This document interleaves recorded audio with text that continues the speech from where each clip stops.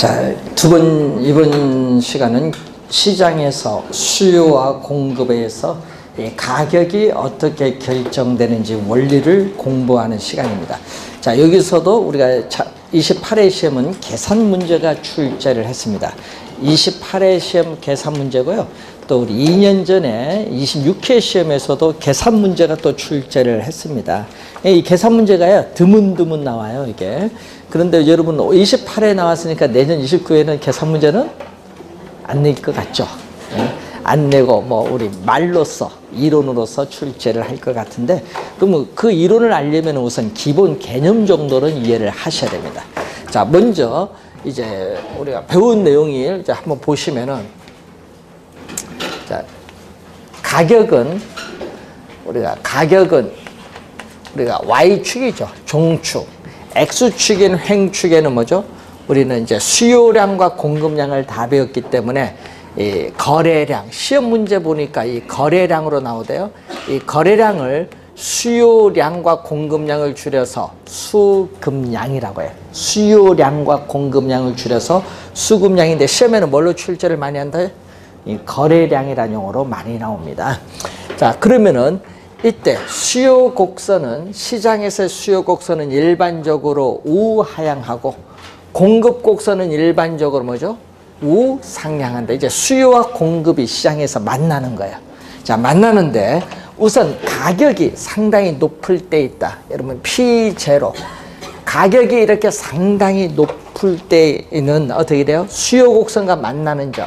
자, 여러분 이 P0 빨간 선, 가격에서 P0와 뭐와 만나는 점? 수요 곡선과 만나는 점에서 소비자들은 10개를 소비하고 있어요.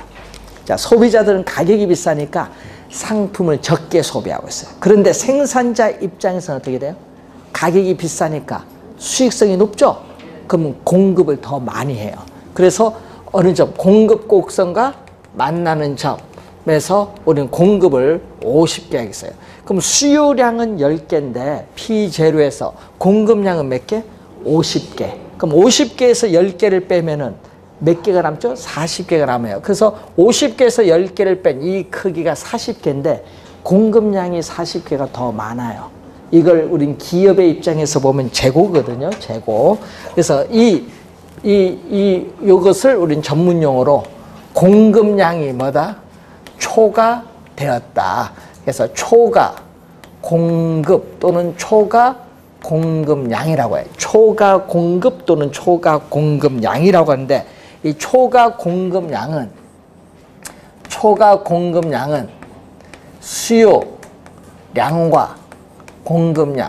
수요량과 공급량을 비교하면은 어떻게 돼요?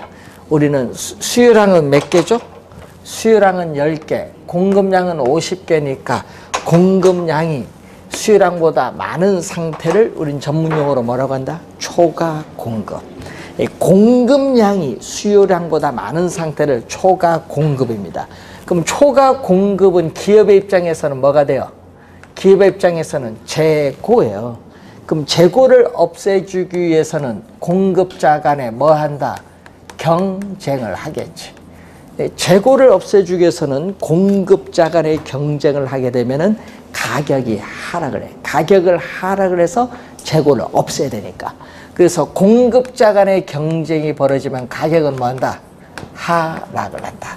그래서 이 초과 공급 상태일 때는 가격이 하락을 해요. 그래서 가격이 이렇게 P0에서 이렇게 하락을 합니다. 근데 가격이 상당히 낮은 수준에 있다. 자, 여러분 그죠? P1 수준, 가격이 상당히 낮은 수준에 있을 때는 또 공급량은 어떻게? 공급 곡선과 만나는 점, 공급량은 10개예요. 그럼 수요 곡선과 만나는 점에서 수요량은 몇 개? 60개예요.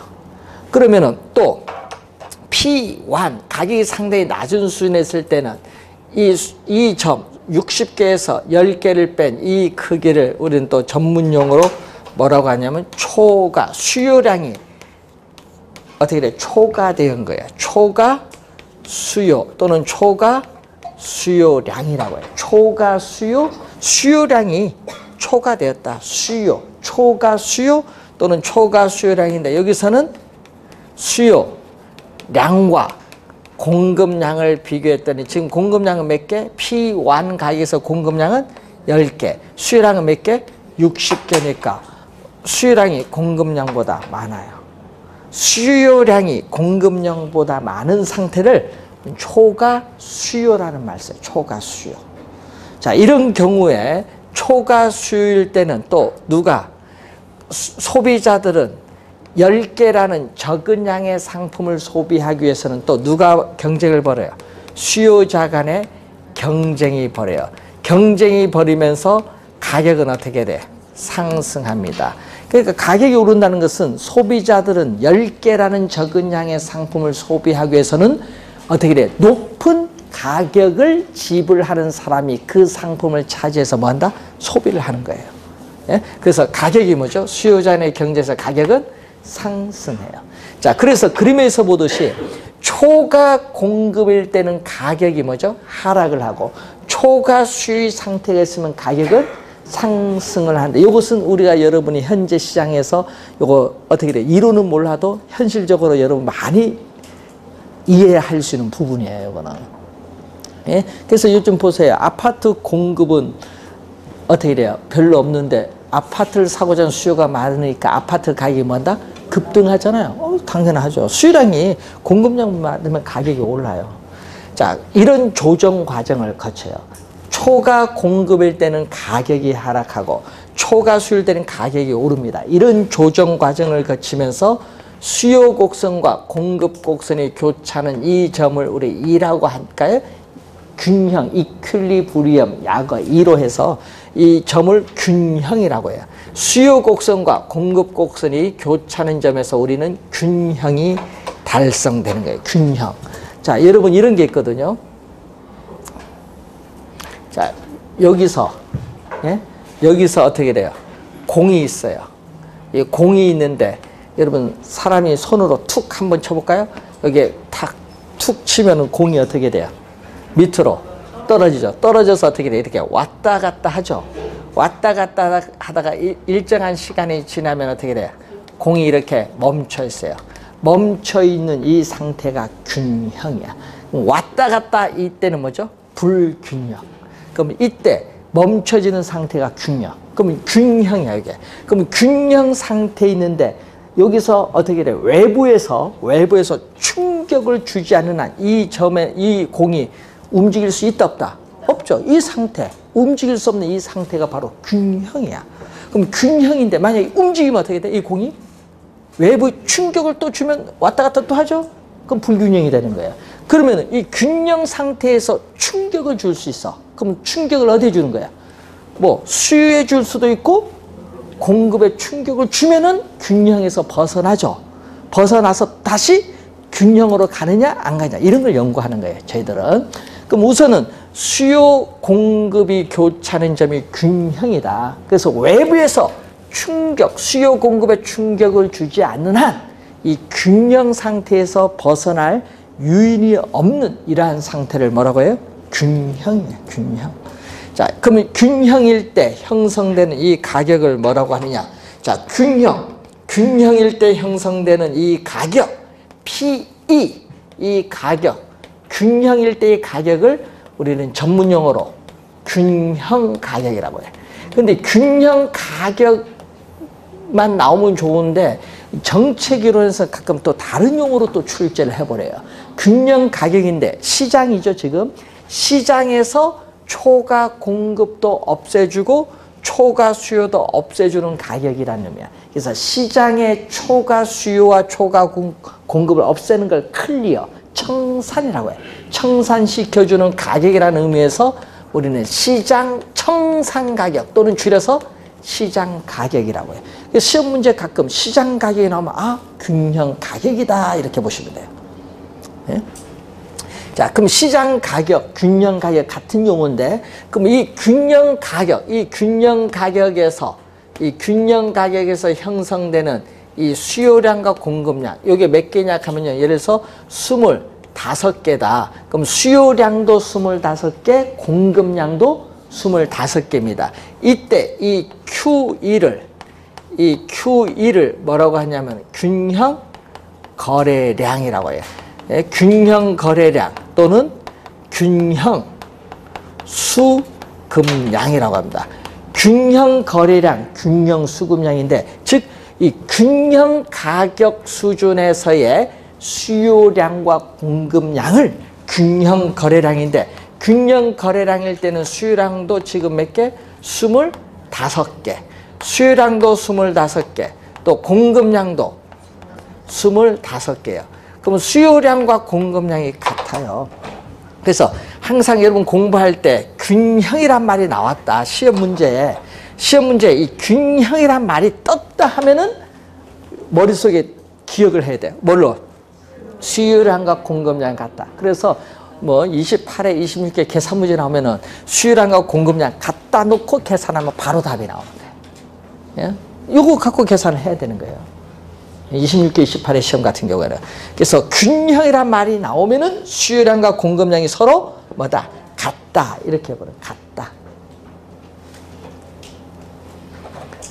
자, 그럼 균형 상태인데 어떻게 돼요? 그러면 균형 상태일 때는 수요량과 공급량이 같으니까, 균형 상태에 있을 때는 초과 공급도 없고 초과 수요도 없는 상태가 무슨 상태? 균형 상태. 왜? 수요량과 공급량이 서로 같으니까.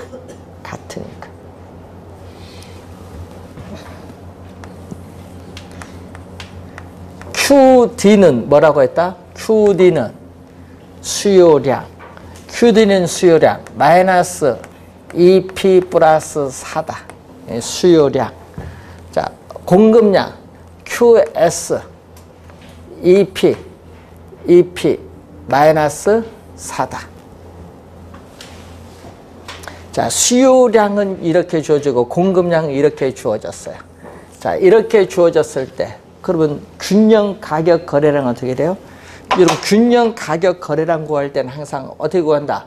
수요량과 공급량이 뭐에다? 같다. 여러분 균형을 구할 때는 수요량과 공급량이 서로 뭐다? 같다. 그래서 항상 여기 중요한 거죠. 수요량과 공급량이 서로 같다. 이렇게 놓고 계산을 하면 돼요. 그럼 수요량은 얼마죠? 마이너스 EP 플러스 4. 이게 수요량이고 공급량은 EP 마이너스 4가 공급량. 서로 같다. 놓고 풀면 돼요. 그럼 마이너스 이제 여기서 이제 중학교 2학년 실력이 나오는 거예요. 이제 등식의 성질. 그럼 왼쪽 요 니꼬르 왼쪽 마이너스 EP 문자가 있는 것을 한쪽에 문자로 다 넘겨야 되거든요. 그 문자가 있는 쪽으로 넘깁니다. 마이너스 넘기면 EP는 마이너스는 플러스 가요.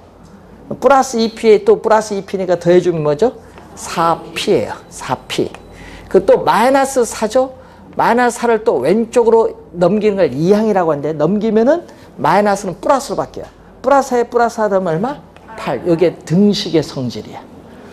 그런데 이제 또 문자 앞에 있는 요 숫자 4로 요 P 앞에를 1로 만들어주기 위해서 양변을 4로 나누죠. 그럼 양변을 4로 나눠주니까 8을 4로 나누니까 얼마? 2. 그럼 균형 가격은 2가 나왔어. 균형 가격은 얼마? 2. 그럼 요걸 대입시켜주면, 여기에 대입시켜주면 균형 거래량은 얼마?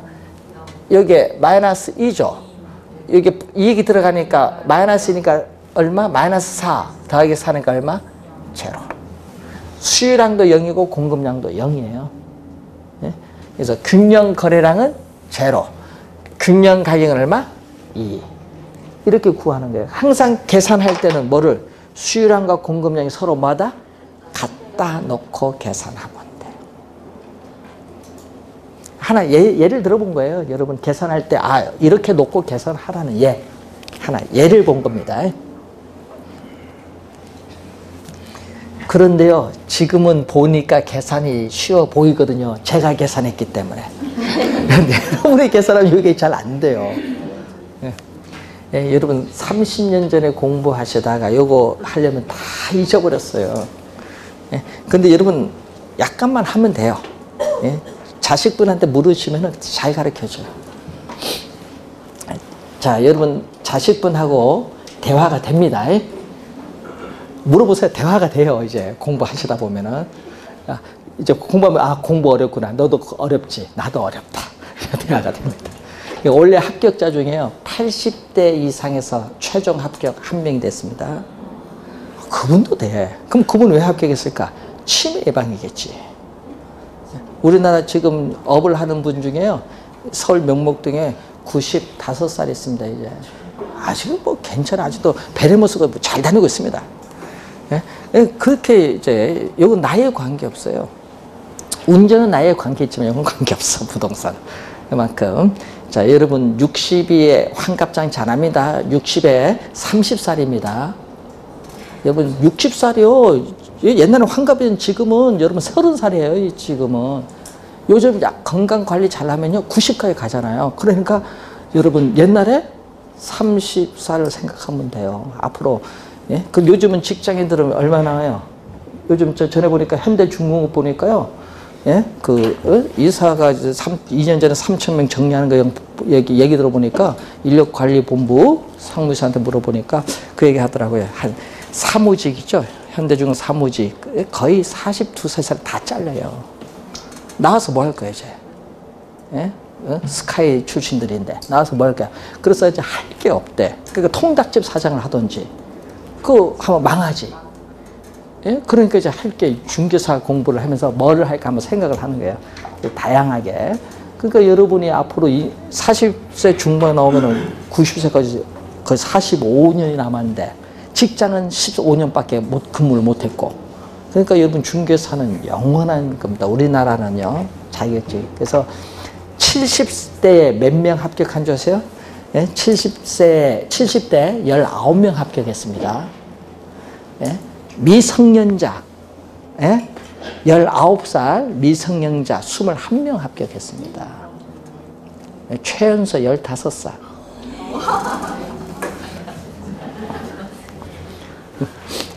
그래서 여러분이 합격하신 분들 보면은 다양하거든요, 연령층이. 그러니까 80, 70, 20명이잖아요. 그 합격합니다. 그러니까 이제 약간만 60점만 넘으면 되니까 이제 공부하다가 기본적인 개념만 잘 이해하시면 돼요. 모든 과목에도. 자, 우선 균형 가격 결정을 받는데 문제는 여기서 시험 문제를 내면 좋겠는데 여러분 원래는 이 균형점 이동을 잘 공부해 두셔야 돼. 그래서 81페이지 보시면은 균형점 이동에 관련된 내용이 나오는데 자, 예를 들어서 자, 지금 여러분 항상 그래프는 여러분 손으로 그려봅니다. 제가 그리면요. 여러분 제 실력이 여러분 실력이 아니잖아요. 여러분 그래프 그려보셔야 돼. 자, 이 점이 이렇게 주어지면 이 점이 뭐죠? 우리는 수요 공급 곡선이 교차하는 점. 이 점이 우리는 최초 수요 곡선과 공급 곡선이 이동하기 전에 최초의 균형 상태가 바로 이 점. 자, 이 점이 이동을 하는데, 자, 그럼 균형점이 이동하거든요. 근데 공급 곡선은 변화가 없어. 공급은 변하지 않았는데, 뭐만? 수요만 변하죠. 그럼 시험 지문에 제일 많이 나오는 게 뭔지 아세요? 소득. 소득의 증가로 인해서 수요 곡선이 뭘로? 우리는 우측으로 이동했다. 자, 소득의 증가로 인해서 수요가 증가했다 하면은 수요 곡선이 뭐죠? 우측으로 이렇게 이동을 했어요. 그럼 이동하면은 이 빨간 선과 공급 곡선이 만나는 이 점이 바로 뭐가 돼? 이 점이 수요 곡선이 이동한 이유, 수요 곡선이 이동한 이유에 뭐죠? 새로운 균형이야. 그럼 이러한 최초의 균형과 수요 곡선이 이동한 이후에 새로운 균형을 서로 뭐 해줘야 돼? 비교. 그러니까 이 두 점만 비교합니다. 이 점과 이 점만 비교해. 근데 이 점이 시간이 경과함에 따라 이 점으로 이동하는 과정은 공부하지 않습니다. 여러분은 단지 이동하는 과정은 몰라도 두 점만 비교해요. 이 두 점만 비교하는 것을 우리 뭐라고 하냐면 전문용어로 두 점을만 비교하는 것을 우리는 비교 정학, 이것을 정태 분석이라고 해요. 정태 분석. 비교 정학, 정태 분석은 시간을 고려하지 않는다.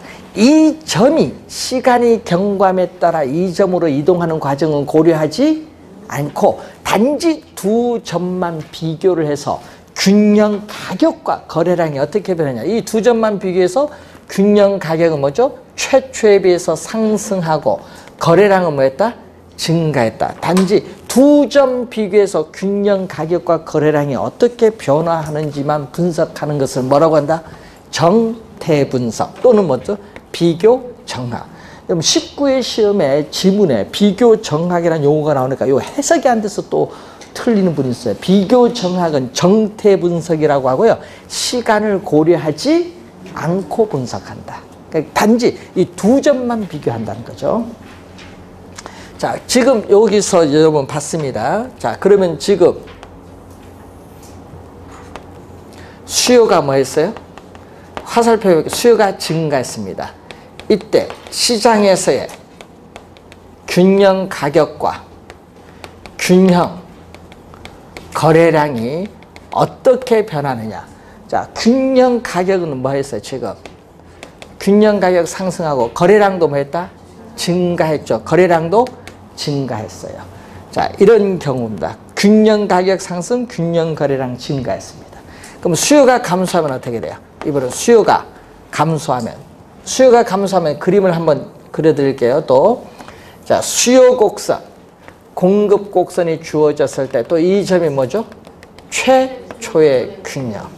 자, 최초의 균형인데 수요가 감소했어요. 공급은 변화가 없는데 수요만 감소하는 경우는 수요 곡선이 왼쪽으로 이동을 했어요. 자, 수요 곡선이 왼쪽으로 이동하면은 이 점이 새로운 균형인데 최초의 균형과 비교했을 때 균형 가격은 하락을 하고 거래량은 뭐한다? 감소했죠. 자, 여러분 25회 시험에 이렇게 냈거든요. 공급은 불변이고 수요만 감소하는 경우에 균형 가격은 상승하고 균형 거래량은 감소한다. 틀렸죠? 균형 가격은 상승이 아니라 뭐죠? 하락. 25회 시험 정답 질문이야. 말로 출제하는 거죠. 말로 출제했을 때 그게 맞나 틀리냐면 그래프 그려보면 되는데 여러분이 그래프 그려서 연습을 하면 나중에는 그래프를 안 그려도 답이 보여요. 시험 칠 때 가면. 연습을 좀 해줘야 돼. 균형 가격 뭐죠?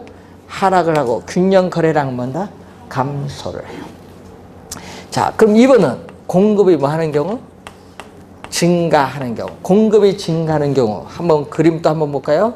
자, 수요 곡선과 공급 곡선이 또 주어진 상태. 자, 이게 최초의 균형입니다. 근데 공급이 뭐한다? 수요 곡선은 변하지 않고 공급이 뭐 하는 경우? 증가하면 공급 곡선이 뭐죠? 우측으로 이동하죠. 그럼 새로운 균형점에서 우리는 최초의 이 균형과 비교했더니 균형 가격은 하락을 하고 균형 거래량은 뭐한다? 증가합니다. 균형 가격은 하락을 하고 균형 거래량은 뭐한다? 증가를 해요. 자, 그리고 공급이 뭐한다? 감소를 한다. 자, 공급이 감소하는 경우를 봤더니 이번은 수요 곡선, 공급 곡선이 주어졌을 때 이 점이 최초의 균형입니다. 근데 공급이 감소하면 공급 곡선이 왼쪽으로 이동을 하는데 또 새로운 균형점에서 최초의 균형과 비교했을 때 균형 가격은 상승하고 거래량은 감소하죠. 그래서 균형 거래량은 감소하고 균형 가격은 상승을 하는데 요것만 잘 보면 돼요. 자, 우선 화살표 보세요. 수요가 증가하면 가격, 거래량, 화살표가 뭐? 다 같은 방향으로 변하죠. 수요는 균형 가격 거래량이 수요 요 증가와 보니까 화살표가 같은 방향. 수요가 감소할 때도 균형 가격 거래량 화살표가 같은 방향. 자, 공급 보세요. 증가할 때 거래량은 증가해서 같은 방향이죠. 공급이 감소할 때도 거래량 감소는 같은 방향인데 뭐만 바뀌고 있어요? 가격만 반대. 화살표의 변동 방향이 뭐만? 가격만 뭐다? 반대죠. 그래서 공급 곡선은 공급은 뭐만? 가격만 뭘로? 반대로 변동해요. 네? 그래서 여러분 수요는 관계없고 공급은 이 가격만 뭘로? 반대로 변동해요. 그래서 우리는 암기할 때 공가반 암기해두면은 문제 나중에 그림 안 그려도 다 풀릴 거예요. 예? 공급만 가격이 반대로 변동해요. 공가반 이렇게 암기해두면, 암기해놓고 무슨 말인지는 알아야 됩니다. 예, 공급만 가격이 반대로 변동한다. 그러면은 그래프를 나중에 좀 여기 그래프 연습이 좀 되면 안 그려도 답이 보여요. 올해는 말로 출제될 가능성이 높기 때문에 이걸 잘 활용하면 될 것 같습니다. 자, 지금 그림 관련해서 이제 배운 거고요. 그리고 여러분 82페이지 보시면은 수요, 공급이 동시에 증가하는 경우인데, 자, 이것은요, 여러분 나중에 또 우리가 배울 내용이고, 또 거기에 또 우리가 맨 밑에 83페이지 맨 밑에 완전 탄력적은 뭐죠? 수평선 또는 완전 비탄력적 뭐죠? 수직선. 요건 예외적인 경우죠. 자, 그리고 84페이지에 수요가 변할 때 공급의 가격 탄력성에 따른, 또 오른쪽 85페이지 공급이 변할 때 수요의 가격 탄력성에 따른 것은 여러분이 요 탄력성과 요 수요 공급 이론을 좀 더 배우고 나서 설명을 합니다. 지금 설명해도 이게 잘 이해가 안 돼요. 시험에는 출제를 하는데, 그래서 여러분 올해 시험에도 나왔거든요. 그래서 지문상에 나올 때 어떤 형태로 나오냐 이걸 좀 봐야 되는데, 이것은 수요 공급 이론과 탄력성을 조금 배우고 나서 1, 2월 달에 자세하게 설명을 할 겁니다. 그래프 좀 그려가면서 설명을 해야 될 부분입니다. 자, 그래프를 그래서 좀 연습을 좀 하세요. 그래야 이해가 빠를 겁니다. 요거 잘 기억해 두시고, 자, 여러분 수요와 공급이 동시에 아까 증가하는 경우죠. 지금 수요가 증가하면 어떻게 됐어요? 수요가 증가하면 가격은 상승하죠. 또 공급이 감소해도 어떻게 돼요? 공급이 감소해도 가격은 상승을 해요. 그럼 수요가 증가해도 가격이 오르고 공급이 감소해도 가격이 오르니까 이게 동시에 나타났다. 예를 들어서 수요가 증가하고 동시에 공급이 감소하여도 시장에서의 균형 가격은 뭐가 돼? 시장에서의 균형 가격은 항상 반드시 뭐 한다? 상승을 해. 그럼 시험 문제 이렇게 내거든요.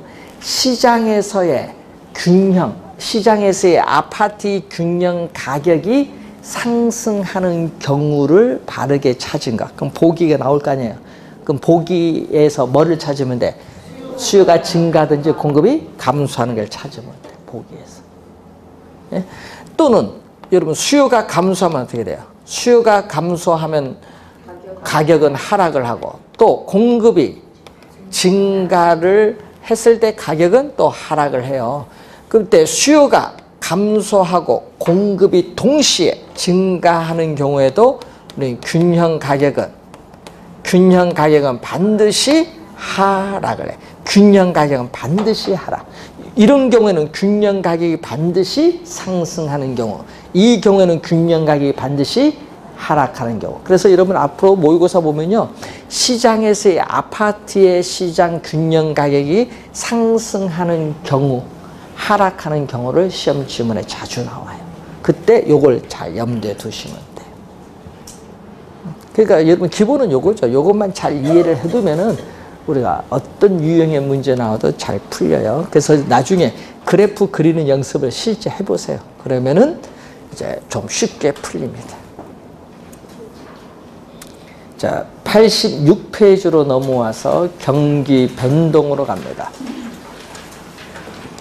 경기라는 말을 많이 사용하죠.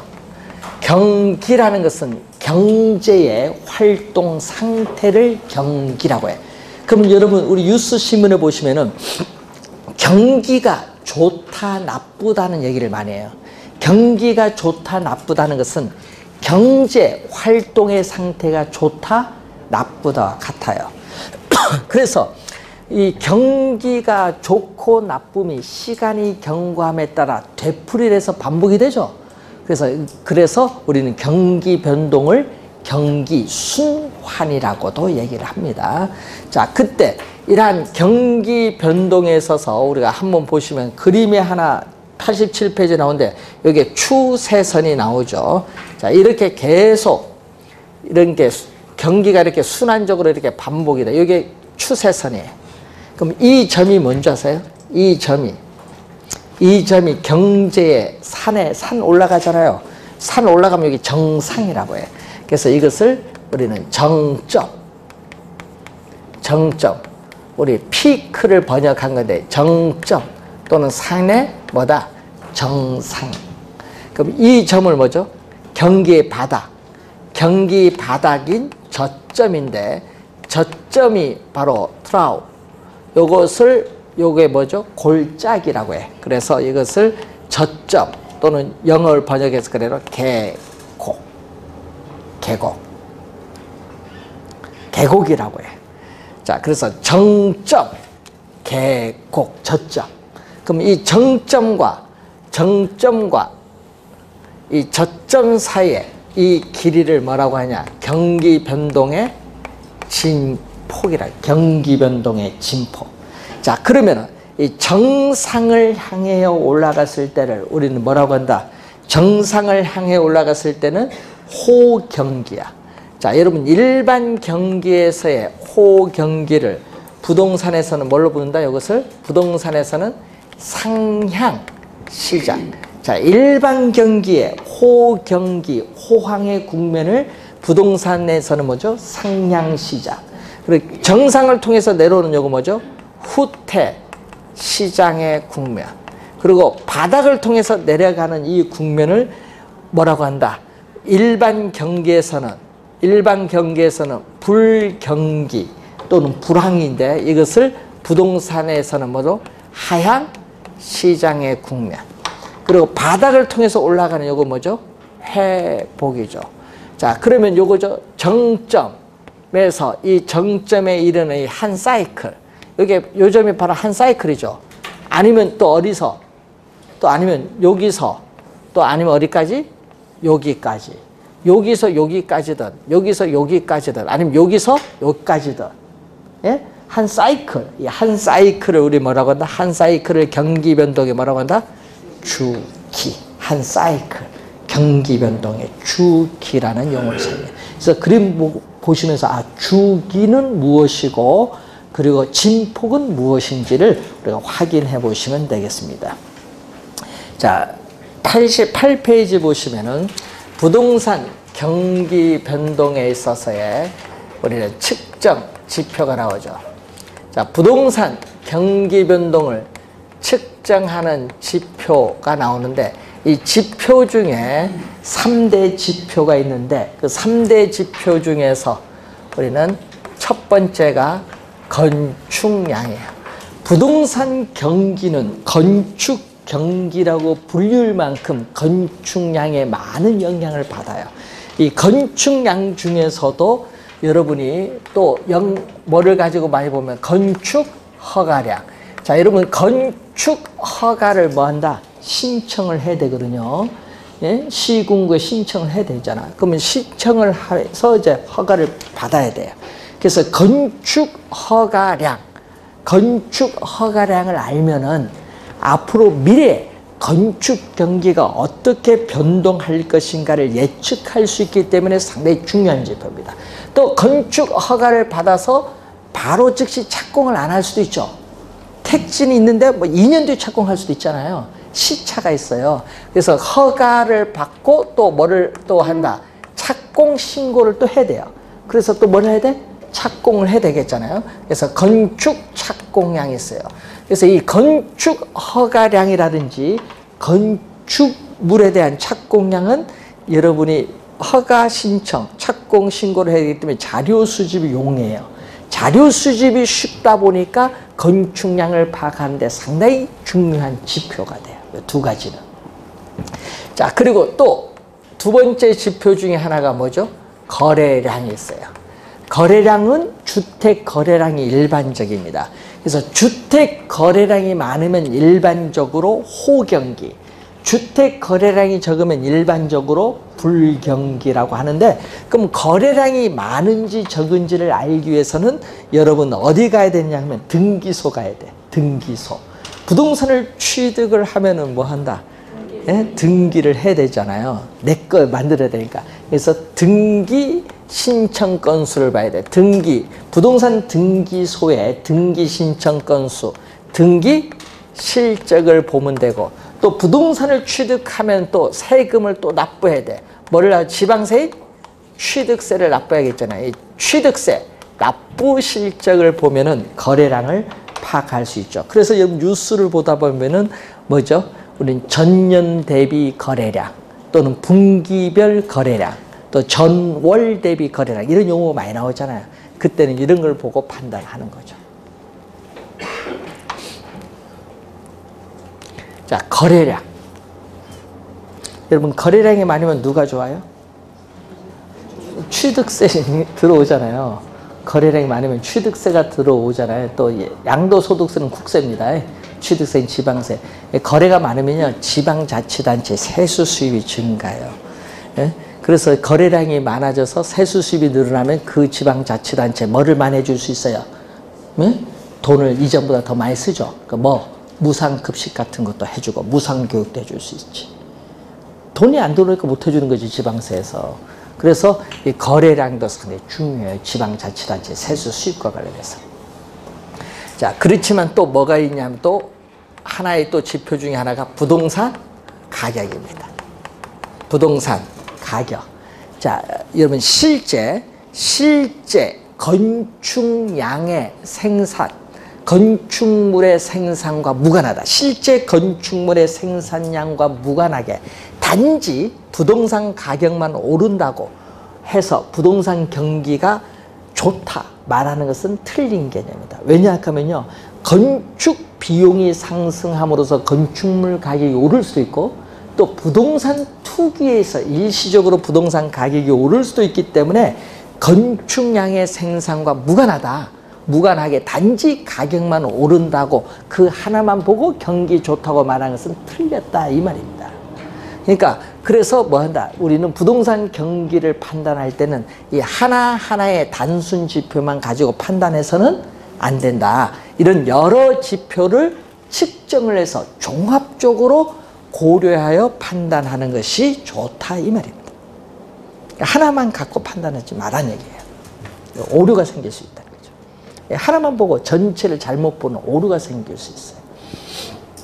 자, 측정 지표가 있어요. 그럼 시험 지문에는 이렇게 나오죠. 부동산 경기를 측정하는 지표에는 건축량, 거래량 등이 있다. 이런 식으로 나와요. 맞는 지문이죠. 3대 지표를 잘 봐두시면 되겠고. 자, 그리고 89페이지 보시면은 부동산 경기 변동의 특징이 나오는데, 자, 여기 보면 주기가 있죠. 아까 여기서 한 사이클을 뭐라고 했어요? 주기라고 봤어요. 그런데 일반 경기 변동의 주기, 일반 경기 변동의 주기는 약 8년에서 10년입니다. 일반 경기 변동은요, 기업의 설비 투자의 변동이 오야 돼요. 여러분, 설비 투자에 요즘 쉽게 변동할 수 없거든요. 예? 변동하는데 시간 오래 걸려요. 그래서 설비 투자의 변동이 원인이 돼서 나타나는 게 일반 경기 변동의 주기이고, 부동산 경기 변동은 다르죠. 자, 부동산 경기 변동의 주기는 약 17년에서 18년. 그래서 영국에 우리 학자가 한센이라는 학자가 있어요. 영국에 한센의 건축 우리가 순환 주기를 약 17년 8년으로 봐서 부동산 경기 변동의 주기는 일반 경기 변동의 주기에 비해서 약 몇 배? 2배. 약 2배 정도 길게 나타난다는 얘기예요. 그래서 부동산 경기 변동의 주기는 일반 경기 변동 주기에 비해서 약 2배 정도 길다. 변동의 주기 봤어요? 자, 변동의 진폭 26회 정답 지문이었습니다. 한번 볼까요? 자, 이런 형태가 나오거든요. 요 점이 뭐죠? 정점과 저점 사이 길이를 우리는 경기 변동에 뭐라고 한다? 진폭이라고 해요. 진폭인데, 자, 여기서 부동산 경기는 호경기가 될 때는 어떻게 돼요? 가격 상승폭이 크기 때문에 일반 경기 변동의 정점보다 더 높게 나타나고, 또 부동산 경기가 불경기로 가면은 또 거래가 극히 조절을 하거든요.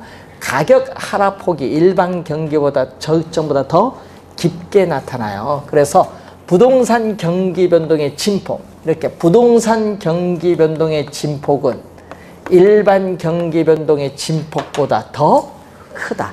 이걸 26회는 작다로 출제했어요. 그게 정답. 부동산 경기 변동의 진폭은 일반 경기 변동의 진폭보다 크다. 그 이유는 부동산은 뭐가 있어요? 공급의 시차가 있다는 거예요. 일반 경기에 비해서. 자, 그래서 부동산 공급은 뭐죠? 착공해서 완공에 이른 시간에 오래 걸리는 공급의 시차가 존재하기 때문에 일반 경기보다 부동산 경기 변동의 진폭이 더 크다는 거죠. 자, 그리고 또 용어 중에 또 타성 기간이 나와요. 자, 부동산 경기 변동은 타성 기간이 길어요. 타성 기간이라는 것은 일반 경기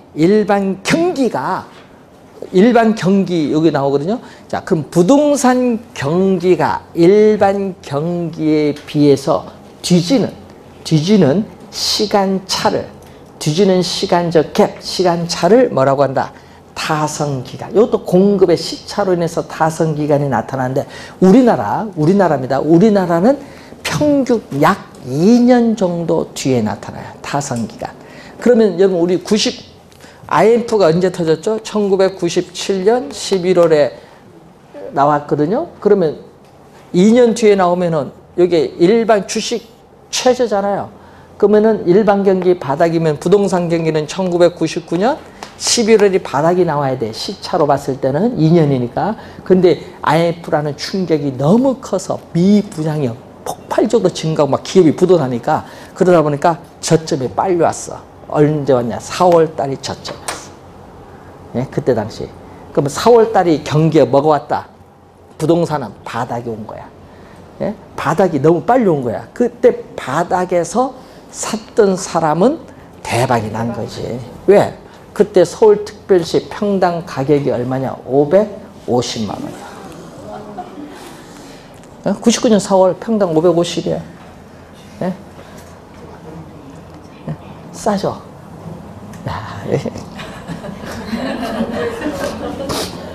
여기가 몇 년이에요?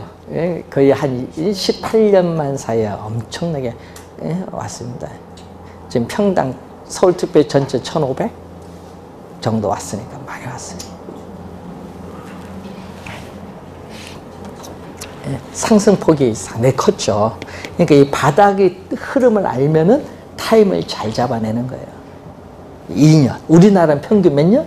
2년. 이때는 IMF에서 빠르고요.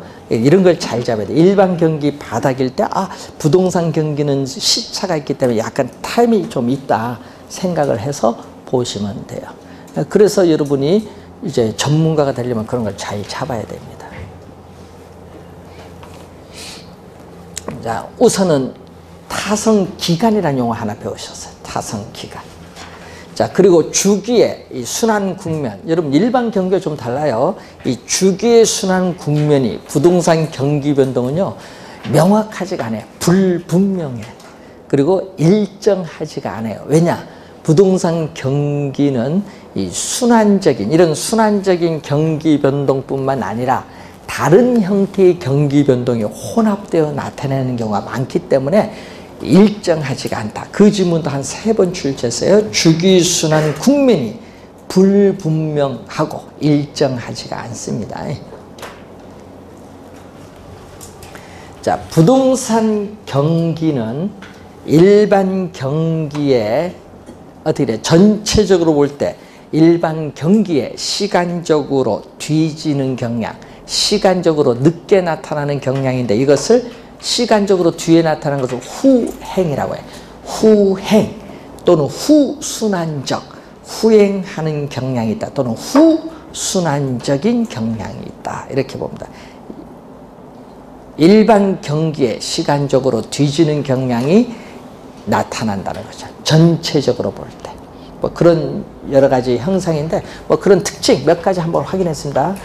더 자세한 몇 가지 더 첨가한 것은 나중에 배우도록 하고, 이제 여러분 부동산 경기에 무슨 걸 배워야 되면은 순환적 국면을 배워야 되는데, 그 순환적 국면은 잠시 쉬고 시작을 하도록 하겠습니다.